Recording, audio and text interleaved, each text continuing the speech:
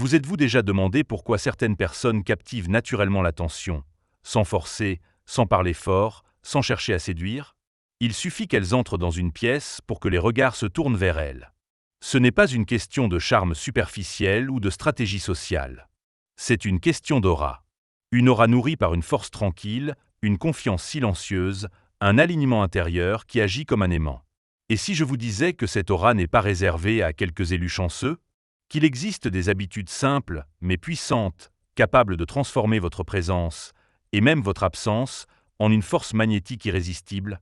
Imaginez être cette personne que l'on ne peut pas oublier, celle à laquelle on pense sans cesse, même quand elle est loin. Non pas parce qu'elle cherche à plaire, mais parce qu'elle incarne un équilibre rare, une maîtrise qui inspire, une énergie qui rassure. Tout cela est à votre portée. Ce n'est ni un tour de magie ni un talent inné, mais le fruit d'un travail intérieur fondé sur une philosophie millénaire, le stoïcisme. Aujourd'hui, nous allons plonger ensemble dans les habitudes issues de cette sagesse ancienne. Elles ne sont ni des astuces de manipulation, ni des jeux d'apparence.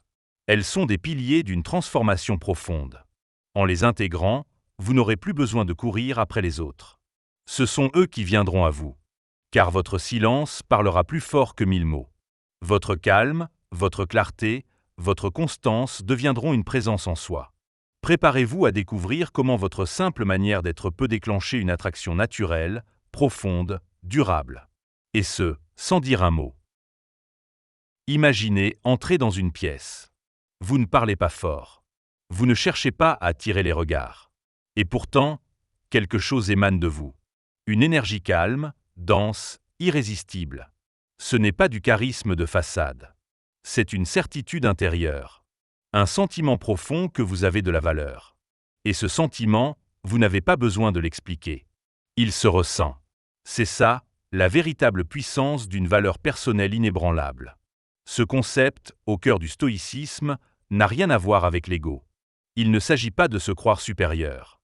Il s'agit de savoir, profondément, qui vous êtes et ce que vous valez, indépendamment du regard des autres. Les personnes qui possèdent cette qualité n'ont pas besoin de validation. Elles ne courent pas après l'approbation. Elles incarnent leur propre reconnaissance intérieure. Et devinez quoi? C'est magnétique. Plus vous êtes centré sur votre propre valeur, moins vous avez besoin d'être validé. Et paradoxalement, c'est cette indépendance qui attire. Les gens se sentent naturellement attirés par ceux qui dégagent une confiance paisible. Ce n'est pas bruyant. Ce n'est pas théâtral. C'est un calme assuré qui dit « Je sais ce que je vaux, avec ou sans toi ». Marc Aurèle, l'un des grands penseurs stoïciens, écrivait « Vous avez du pouvoir sur votre esprit, non sur les événements extérieurs. Réalisez cela, et vous trouverez la force. » Cette force, elle se manifeste dans la façon dont vous vous tenez, dans votre manière de dire non sans culpabiliser, dans votre capacité à marcher seul sans vous sentir vide. Mais comment cultiver ce sentiment de valeur inébranlable? Cela commence par une introspection sincère. Prenez le temps de réfléchir à vos forces, vos qualités, vos réalisations. Notez-les. Relisez-les. Rappelez-vous-les souvent. Ensuite, il faut poser des limites. Dire non. Protégez votre temps, votre énergie. Car ce que vous tolérez enseigne aux autres comment vous traiter. Un autre pilier, c'est le soin de soi. Prendre soin de vous physiquement, mentalement et émotionnellement n'est pas un luxe, c'est un acte de respect envers vous-même. Chaque action d'autorespect renforce votre perception de valeur. Plus vous vous valorisez, plus les autres le font aussi. C'est une loi non écrite, mais infaillible. Prenons l'exemple d'Alex. Pendant des années, il cherchait l'approbation. Il modifiait son comportement en fonction de ce que les autres attendaient. Puis il a découvert le stoïcisme. Il a commencé à se recentrer, à reconnaître sa propre valeur sans filtre. Petit à petit, les gens ont changé leur manière de le percevoir. On le respectait plus. On lui demandait conseil. Il n'avait plus besoin de plaire. Il inspirait. Et c'est là la beauté de cette habitude. Quand vous êtes enraciné dans votre propre valeur, votre absence commence à parler. Les gens sentent ce qui leur manque quand vous n'êtes pas là. Ce n'est pas de l'orgueil. C'est une présence silencieuse, une empreinte invisible.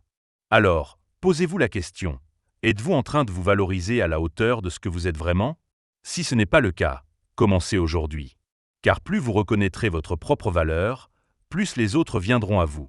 Non pas parce que vous les poursuivez, mais parce qu'ils ne peuvent ignorer ce que vous dégagez. Quand on parle de contrôle émotionnel, beaucoup pensent qu'il s'agit de devenir froid, distant, imperméable. Comme si la maîtrise de soi consistait à ne rien ressentir. Pourtant, la vérité est tout autre. Maîtriser ses émotions, ce n'est pas les éteindre. C'est les canaliser. C'est transformer ce tumulte intérieur en une puissance tranquille qui inspire le respect. Demandez-vous, vers qui se tourne-t-on quand tout déraille, quand la tension monte, quand le chaos s'installe? Vers celui qui panique ou vers celui qui reste posé, centré, qui semble avoir tout sous contrôle? Exactement. Le contrôle émotionnel agit comme un ancrage. Il rassure. Il attire. Il donne l'impression d'une stabilité intérieure que beaucoup recherchent sans jamais la trouver. Ce calme, cette constance, dégage une forme de puissance silencieuse. Comme le disait Marc Aurèle, vous avez du pouvoir sur votre esprit, non sur les événements extérieurs. La personne qui incarne cette vérité devient un repère. Elle n'a pas besoin d'imposer quoi que ce soit. Sa simple manière de gérer les situations parle pour elle. Prenons une scène typique, une discussion tendue. Les voix s'élèvent, l'atmosphère devient électrique. Et vous respirez. Vous observez. Vous répondez avec clarté, sans monter dans les tours. Immédiatement, cela désarme. Cela force l'admiration. Vous êtes la personne qui garde la tête froide. Celle qu'on respecte, parce qu'elle ne se laisse pas emporter. Ce n'est pas une question de refouler. En fait, exprimer ses émotions de manière réfléchie, c'est encore plus puissant. Dire sa joie avec sincérité. Exprimer son désaccord sans agressivité. Partager sa tristesse avec lucidité. Cela crée une communication vraie, profonde. Et cela vous rend inoubliable. Un petit clin d'œil visuel, pensez au canard sur l'eau. En surface, il glisse calmement. Mais sous l'eau, il pédale comme un fou. Ce que les gens voient, c'est la maîtrise. La fluidité, pas l'effort. Et c'est ça que le monde remarque. Cette maîtrise crée aussi du mystère. Quand vous ne réagissez pas impulsivement, les autres s'interrogent. Ils veulent comprendre ce qui se passe dans votre esprit. Vous devenez intrigant. Votre calme suscite la curiosité. Et cette curiosité attire. Plus encore, lorsque vous développez ce calme durable, votre absence commence à parler pour vous. Car votre énergie manque. Votre stabilité se fait sentir. Votre manière de désamorcer les conflits, de maintenir une atmosphère saine, devient une qualité que les autres recherchent et regrettent quand elle n'est plus là. Commencez dès aujourd'hui. Observez vos réactions. Respirez avant de répondre. Demandez-vous, suis-je en train de réagir ou de choisir ma réponse? Car c'est là le cœur du stoïcisme. Ne pas se laisser dominer par ce qu'on ressent, mais choisir avec sagesse ce que l'on fait de ses émotions. En cultivant le contrôle émotionnel, vous ne devenez pas une machine. Vous devenez une présence forte, constante, rassurante. Et cette présence, dans un monde de réactions impulsives, est un aimant. La plupart des gens pensent que pour créer du lien, il faut parler davantage. Remplir l'espace. Avoir toujours quelque chose à dire. Et pourtant, c'est souvent l'inverse. Ce n'est pas la quantité de mots qui crée la connexion, mais leur justesse. Et surtout, leur intention. Communiquer avec intention, c'est transformer chaque interaction en une opportunité de se rapprocher. Non pas par la performance, mais par la présence. Dans un monde où tout va vite, où les conversations sont superficielles, celui qui prend le temps d'écouter, vraiment, se distingue. Il devient rare. Et ce qui est rare attire. Comme l'a dit Épictète, nous avons 2 oreilles et une bouche afin d'écouter 2 fois plus que nous ne parlons.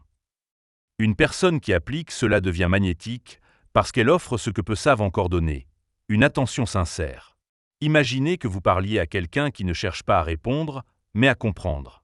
Qui ne vous interrompt pas pour partager son anecdote, mais qui s'imprègne de vos mots.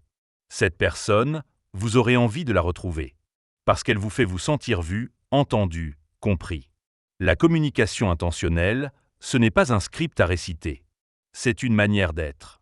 C'est parler avec conscience. Choisir ses mots avec précision. Éviter les jugements hâtifs. Valoriser le silence quand il est plus fort qu'un discours. C'est faire de chaque échange un moment significatif, même court.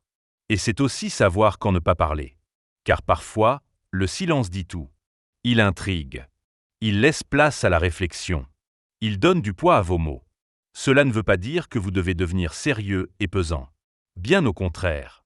Vous pouvez poser des questions profondes avec légèreté. Amener les gens à s'ouvrir, sans les brusquer. C'est ça, la puissance d'une communication intentionnelle. Elle ouvre, elle unit, elle laisse une trace. Et surtout, elle rend votre absence perceptible. Car quand vous n'êtes pas là, les autres remarquent que quelque chose manque. Vos mots réfléchis. Votre capacité à écouter. Votre manière d'élever les échanges. C'est cette qualité rare qui fait de vous une personne qu'on cherche, qu'on attend, qu'on regrette. Alors comment commencer ? D'abord, ralentissez. Soyez pleinement présent. Écoutez sans préparer votre réponse. Ensuite, choisissez vos mots. Parlez avec clarté, avec authenticité. Posez des questions sincères. Et surtout, osez parfois le silence. Laissez-lui faire son œuvre. Vous verrez, dans ce calme, beaucoup de choses se disent. La communication intentionnelle n'est pas réservée à certains profils. Elle se cultive. Elle se pratique. Et elle transforme. Celui qui la maîtrise devient un phare dans un monde de bruit. Et vers un phare, on se tourne naturellement. Imaginez deux personnes dans une pièce. L'une parle de ses projets, de ses objectifs, de ce qui la fait vibrer. L'autre semble flotter, sans direction précise. Laquelle capte votre attention? Laquelle inspire confiance, respect, envie de creuser davantage? La réponse est évidente. Vivre avec un but n'est pas seulement bénéfique pour soi. C'est une énergie qui attire, qui aimante. Quand vous avez une direction claire, un objectif, un rêve que vous poursuivez, cela se sent. Vous rayonnez différemment. Vous dégagez une force, une clarté, un dynamisme que les autres perçoivent instinctivement. Ce n'est pas une question d'avoir tout compris, mais d'avoir un cap. Une direction. Le stoïcien Marc Aurèle l'a parfaitement résumé. Le bonheur de votre vie dépend de la qualité de vos pensées. Et vos pensées, lorsqu'elles sont alignées avec un but, deviennent des moteurs puissants. Elles vous guident. Elles vous structurent. Et surtout, elles inspirent ceux qui vous entourent. Vivre avec un but ne veut pas dire renoncer à tout le reste. Ce n'est pas se transformer en ascète. C'est simplement savoir ce que vous voulez, pourquoi vous le voulez, et y consacrer votre énergie. C'est cette intention qui change tout. Car une vie guidée, même imparfaite, dégage une puissance tranquille. Prenons une scène simple, une soirée entre amis. Tout le monde parle de la dernière série à la mode. Et vous mentionnez que vous travaillez sur un projet personnel, que vous apprenez une nouvelle compétence, que vous écrivez, créez, construisez quelque chose. Immédiatement, l'attention se tourne vers vous. Pas parce que vous le cherchez, mais parce que vous êtes animé. Les gens sont naturellement attirés par ceux qui ont une trajectoire, une passion, un engagement. Cela les inspire. Cela leur rappelle leurs propres envies profondes. Et cela vous rend inoubliable. Plus encore, quand vous vivez avec un but, votre absence devient parlante. On se demande où vous en êtes. Ce que vous créez, ce que vous bâtissez. Votre silence devient actif. Il intrigue. Il attire. Car vous êtes en mouvement, même loin du regard des autres. Alors comment trouver ce but? Il n'y a pas de formule magique. Mais il y a des indices. Ce qui vous enthousiasme. Ce qui vous énerve. Ce qui vous donne de l'énergie, même quand c'est difficile. Ce sont souvent là les signes. À partir de là, commencez petit. Clarifiez. Notez. Donnez un nom à ce que vous poursuivez. Et surtout, agissez. Car c'est dans l'action que le sens se cristallise. Vous n'avez pas besoin d'un plan parfait. Seulement d'un engagement sincère envers ce qui vous fait vibrer. En vivant avec un but, vous n'êtes pas seulement centré. Vous devenez un aimant. Et les gens ne peuvent s'empêcher de vouloir en faire partie. Dans un monde où tout doit aller vite, où l'on veut tout de suite, la patience devient une forme de pouvoir. Ce n'est peut-être pas l'habitude la plus spectaculaire, mais elle transforme profondément la manière dont les autres vous perçoivent. La patience, c'est ce calme intérieur qui dit sans un mot « Je suis en paix avec le temps ». Et croyez-moi, ça attire. Imaginez, vous attendez une réponse importante, un message, une décision. La plupart s'impatientent, s'agitent, réagissent. Mais vous attendez. Pas passivement. Avec maîtrise. Avec conscience. Vous comprenez que les grandes choses prennent du temps. Et ce simple comportement envoie un signal fort. Vous n'êtes pas esclave de l'instant. Vous avez une vision plus large. Marc Aurèle l'exprimait ainsi. Aucune grande chose ne se fait soudainement. Tout ce qui est précieux demande de la constance, de la persévérance, du temps. Être patient, c'est avoir la sagesse de ne pas précipiter ce qui mûrit encore. Et cette attitude inspire le respect. Elle vous place dans une autre dimension, celle de ceux qui agissent à leur rythme sans se laisser bousculer par les attentes extérieures. La patience, c'est aussi un filtre. Elle révèle les personnes sincères. Elle éloigne les relations superficielles qui ne supportent pas l'attente. Et elle renforce celles qui ont du fond. En cultivant cette qualité, vous construisez autour de vous un cercle plus stable, plus authentique. Et surtout, elle rend votre absence puissante. Quand vous ne courez pas après, quand vous laissez les choses se poser, vous devenez rare. Et ce qui est rare se remarque. Ce qui est rare se cherche. Votre calme, votre stabilité, votre capacité à ne pas vous précipiter deviennent des repères. Et les autres, tôt ou tard, reviennent à cette force tranquille qu'ils ressentent chez vous. Alors, comment pratiquer? Commencez par observer vos réactions à l'attente. Respirez. Prenez conscience de l'impatience qui monte, puis choisissez de rester. De ne pas agir tout de suite. De laisser le temps faire son œuvre. C'est inconfortable, au début. Mais avec le temps, cela devient une force. Une posture. Une puissance douce. Cultiver la patience, ce n'est pas rester immobile. C'est avancer sans forcer. C'est comprendre que ce qui vaut vraiment la peine mérite d'être attendu. Et cette vérité, profondément stoïcienne, fait de vous une présence apaisante. Une présence que l'on remarque, surtout quand elle n'est plus là. Dans un monde souvent rempli de stress, d'incertitude et de tension, la positivité devient un refuge. Et ceux qui savent l'incarner deviennent des phares. Être positif, ce n'est pas ignorer les difficultés. Ce n'est pas faire semblant que tout va bien. C'est choisir de voir ce qui peut être sauvé, ce qui peut être apprécié, même dans la tempête. Imaginez, vous êtes dans un environnement tendu.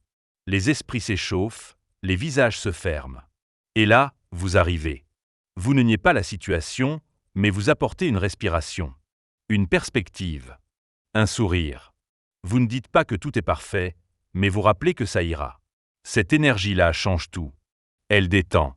Elle rassure. Elle attire.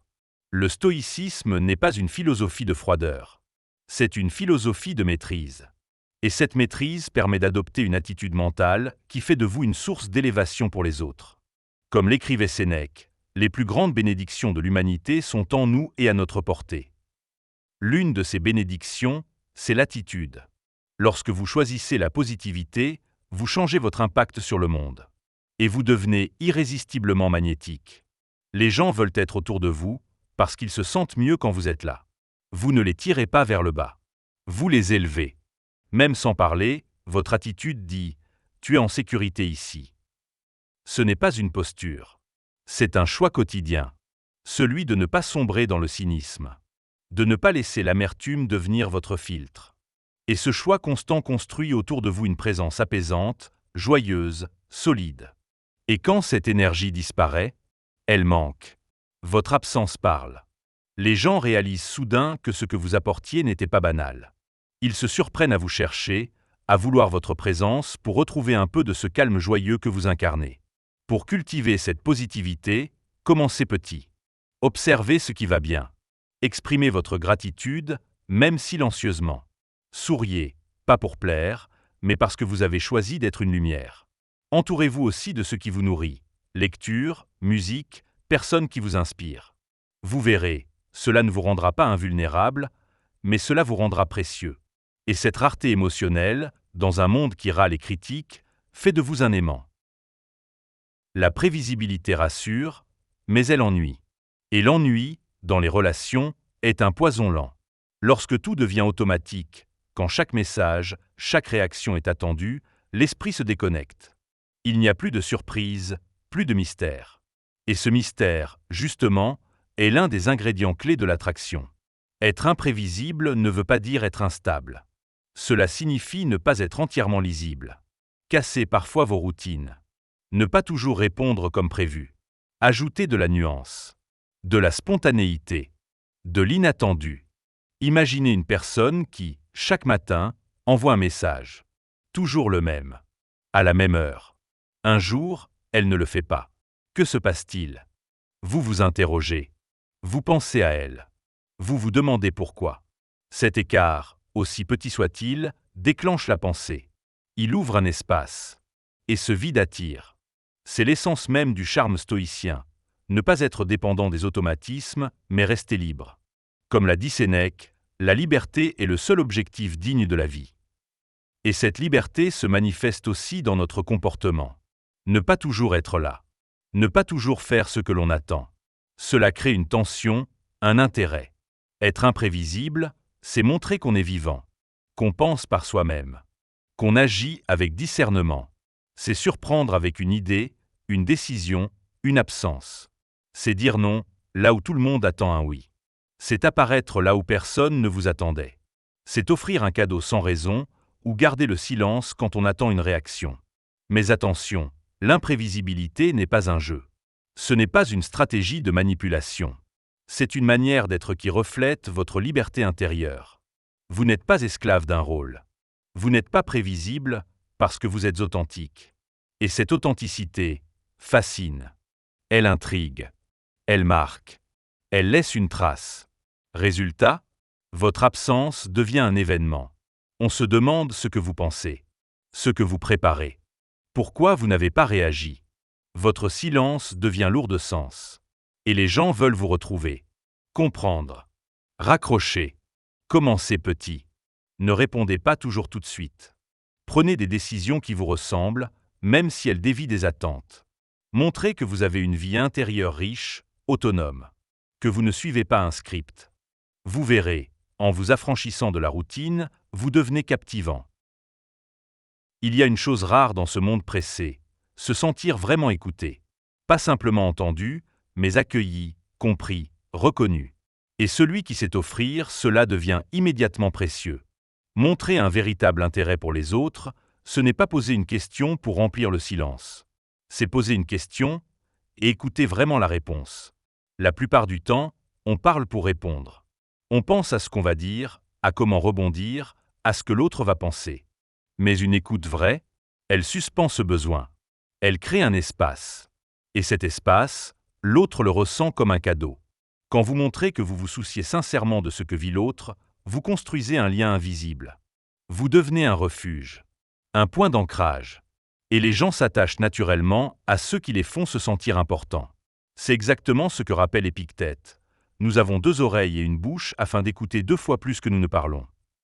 Ce simple principe, appliqué avec authenticité, transforme vos relations. Vous ne serez plus perçu comme une personne de passage, mais comme une présence significative. Imaginez un dîner. Vous posez une seule question réfléchie. Quelle est la chose la plus importante que tu as apprise cette semaine? Et soudain, la pièce s'anime. Les visages s'ouvrent. Les conversations deviennent profondes.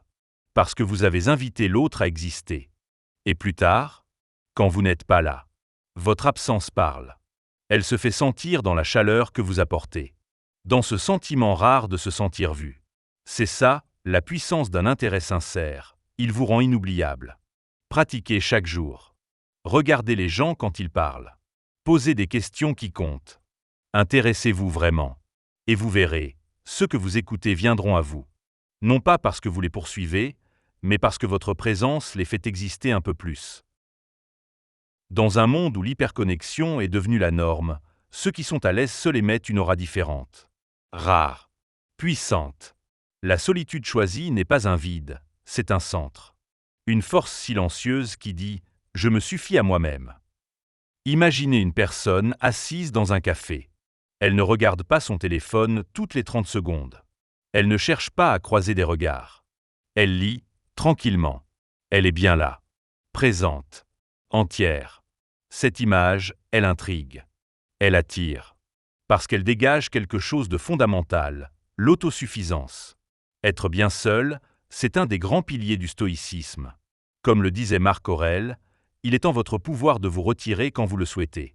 La tranquillité parfaite réside dans le bon ordre de l'esprit. Et ce bon ordre commence dans l'acceptation, puis l'amour de la solitude. Ceux qui ne la craignent pas deviennent entiers. Ils ne cherchent pas la compagnie pour combler un vide. Ils choisissent avec qui ils partagent leur temps. Et ce choix, cette intention, se ressent. Les autres le sentent. Et ils le respectent. Voire, ils le désirent. Car cette absence de besoin crée une attraction. Quand vous ne courez pas après les gens, quand vous êtes capable d'être bien seul, vous devenez fascinant. Votre absence parle. Elle intrigue. Elle interroge. Elle attire. Parce qu'elle suggère que vous vivez un monde intérieur riche, que vous ne cherchez pas à fuir. Comment cultiver cette aisance? Commencez par apprivoiser les moments seuls. Lisez. Marchez. Méditez. Faites quelque chose qui vous nourrit sans dépendre des autres. Vous verrez, plus vous vous habituez à votre propre présence, plus elle devient précieuse, et plus les autres veulent en faire partie. La solitude n'est pas une fuite. C'est une fondation. Et celui qui sait l'embrasser devient une force tranquille que les autres ne peuvent ignorer. La gentillesse est souvent vue comme une faiblesse, une naïveté, une posture qu'on peut exploiter. Mais en réalité, elle est l'une des forces les plus puissantes que vous puissiez incarner. Être constamment gentil, dans un monde dur, c'est comme porter une lumière là où tout semble froid. Et cette lumière attire. Être gentil, ce n'est pas dire oui à tout. Ce n'est pas s'oublier. C'est choisir de traiter les autres avec respect, douceur, humanité, même quand on pourrait faire autrement. C'est tendre la main, offrir un sourire, prendre le temps d'un mot sincère. Et ce sont ces petites choses, cumulées, qui créent un impact immense. Pensez à une personne que vous aimez retrouver. Elle ne crie pas. Elle ne s'impose pas. Mais elle est là, toujours, avec cette bienveillance tranquille. On l'associe à un sentiment de sécurité, de réconfort. Et sans le savoir, on la cherche, on la veut dans notre vie. Sénèque disait « Là où il y a un être humain, il y a une opportunité de gentillesse ». Chaque interaction est donc une chance de briller. Pas pour être vu, mais pour élever l'autre. Et ce faisant, vous devenez rare. Car peu de gens le font réellement. Et quand vous n'êtes pas là, votre absence parle. Il manque quelque chose. Une chaleur. Une humanité. Les gens ne savent pas toujours le formuler, mais ils le ressentent. Et ce ressenti crée l'envie de vous retrouver. Parce que vous faites partie de ces rares personnes qui rendent la vie plus douce. Alors pratiquez. Soyez sincères. Soyez attentionnés. Soyez ce rayon que les autres n'oublient pas. La gentillesse ne fait pas de vous quelqu'un de faible. Elle fait de vous quelqu'un d'irremplaçable. Vous l'avez vu, il ne s'agit pas de technique, de stratégie sociale, ni de manipulation. Il s'agit d'habitudes, de postures intérieures, de choix constants, silencieux, puissants. Le stoïcisme nous enseigne que notre véritable force ne vient pas de ce que nous imposons aux autres, mais de ce que nous incarnons. Ces 10 habitudes ne sont pas là pour que vous soyez admirés. Elles sont là pour que vous soyez centrés, solides, vrais. Et c'est cette vérité qui attire. Parce qu'elle devient rare. Parce qu'elle résonne. Parce qu'elle inspire. Vous n'avez pas besoin de tout faire d'un coup. Choisissez en une. Pratiquez-la. Intégrez-la. Puis une autre. Et observez, vous ne serez plus celui qui cherche à plaire. Vous serez celui dont la simple présence suffit. Celui que l'on cherche, même absent. Celui que l'on respecte, que l'on écoute, que l'on retient. Car votre calme parlera. Votre clarté inspirera. Votre constance marquera. Et sans effort apparent, vous deviendrez un repère. Une force tranquille. Une source. Un aimant. Souvenez-vous, on ne vous oubliera pas pour ce que vous avez dit, mais pour ce que vous avez fait ressentir. Et si vous incarnez ces principes, ce que vous ferez ressentir sera inoubliable. Merci d'avoir écouté jusqu'au bout.